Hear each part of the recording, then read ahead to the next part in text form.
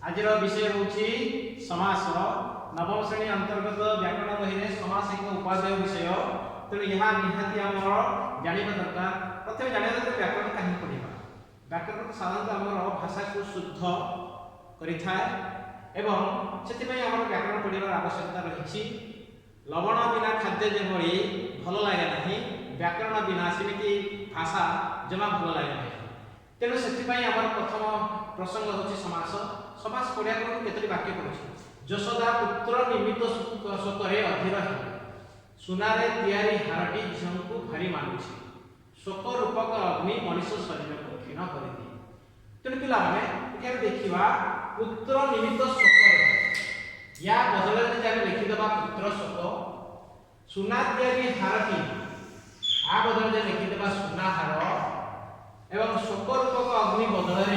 यदि आम देखा शोकाग्नि या अत्यंत श्रुति मध्य होची तेणु साधारण वाक्य लिखला बेले एक यशोदा पुत्र शोकरे अधीन थे सुनाहारटी झीलटी को भारी मानुछि शोकाग्नि मनुष्य शरीर को क्षीण कर दे अर्थात ये जो गुड़िक रहा या बदल ये गुड़िक समास तेणु समासर अर्थ प्रथम समासर अर्थ साधारण समासर अर्थ होगी संक्षिप्त एवं यही समास सदा सर्वदा अर्थ को आश्रय करते अर्थात अर्थाश्रय तेणु अन्य अर्थ आम समासर संज्ञा जाना परस्पर संबंध थिबा दुई बा ततोधिक पद को एक पदरे परिणत करिवार नाम समास तेणु ये समास प्रक्रिया संपर्कित जो पद गुड़िक अच्छी ताकू जानिबा निहाती आवश्यक जेमिति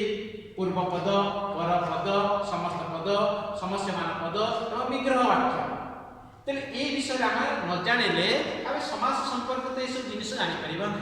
जमी कहले पुत्र निमित्त शोक तेणु पुत्र हूँ गोटे पूर्व पद यहाँ कौन पूर्व पद एवं शोक पर पद पुत्र सहित शोकर संपर्क होती तेणु परस्पर संबंध थिबा दुई बा ततोधिक पद को तेरे दुईटी पद